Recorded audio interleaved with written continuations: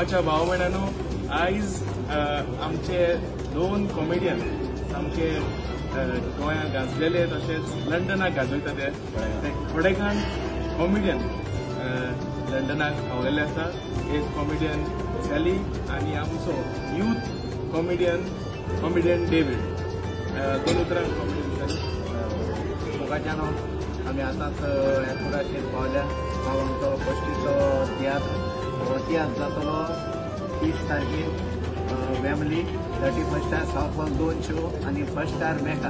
हांव फस्टी सांगतात जायते गोंयांत गाजयला. बरो कॅरेक्टर करपी बरी कॉमेडी करून आमी गोंयांत गाजयल्या. तशीच आमी लंडनाकूय बरी गाजयतले. कोणेच भियेवपाची गरज ना. हो तियात्र आमी हिट करून दाखयतले. कोणेच भियेवपाची गरज ना. मोगाच्या भावनांनो, सगळ्या लंडनच्या तियात्र पळयला आनी बंगारा सगळ्यांक माय मोगाचो येवकार दिता. आमच्या फस्टीच्या तियात्राक भिवपाची गरज ना. तो पयलोच आपलो तियात्र काडटा लंडनच्या शारांत. सो ताका तुमी तुमचो सापोर्ट दिवचो.